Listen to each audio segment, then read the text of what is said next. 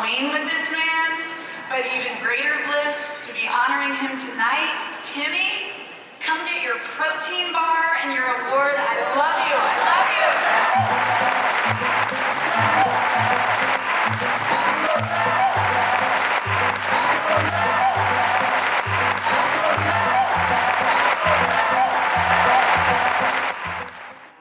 Kind bar and award. Laura, thank you for the food. And thank you to the... Man, there's an echo on this. This is a huge space. Okay. Thank you to the Palm Springs International Film Festival for this award. Thank you to Laura Dern for that introduction. It's a true honor to receive this from you. I'm going to get to that more in depth. There's a moment growing up where you realize the adults around you, your parents, they're all just people. Everyone is just a messy human. And today that's what inspires me the most in my acting. But that realization at first that we're all vulnerable was kind of scary and defeating. At first I wanted to be a professional athlete, you know, guys like LeBron James, Lionel Messi. Why is that funny? No.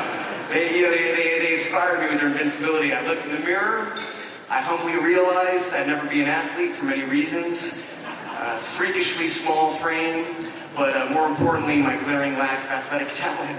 So I went to a public performing arts high school, LaGuardia, in New York City, simply because my uncle, my mom, my sister had gone there, and I started to act, and something changed. I felt myself falling in love for the first time in my life. I was getting inspired in a way I had when I wanted to become an athlete, but this time the inspiration wasn't to be superhuman, but very human indeed. The invincible Messis and LeBrons weren't as interesting to me as the artists who were vulnerable for a living, the Heath Ledgers, the Joaquin Phoenixes. The more I saw people in my great act and bare themselves, the more I was inspired, the more I turned to the world of film to watch anything I could get my hands on with young people performing, which is why I'm so damn honored that Laura Dern is presenting to me, because I remember watching Blue Velvet, which you shot when you were 17 years old. I'm being so deeply moved by Sandy, or watching Wild at Heart, which only did a couple years later. It's why I'm honored to speak in front of Regina King, an actress who bared herself in John Singleton's Boys in the Hood and Poetic Justice when she was only 20 years old. It's the inspiration I felt when I watched Gary Oldman light up the screen as Sid Vicious in his 20s, or as Joe Horton had Prick Up Your Ears a year later.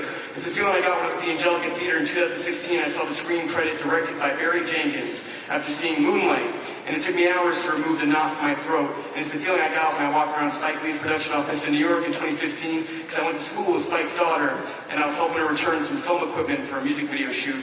And when I got a second alone in those hallways, I took pictures of literally everything on the wall, because the cinematic history was so damn inspiring. And I still have those pictures, they're on my iCloud. So, I know Spike Lee somewhere. If you want me to delete them, I'll delete them. But, and lastly, it's why I'm grateful to Nick Sheff for letting me take on his journey, his lifetime with this role, the loving and caring family member he is, but also the very real and messy human who fell and relapsed 13 times over 7 years, before finally being sober now for 8 years. If you haven't seen our film,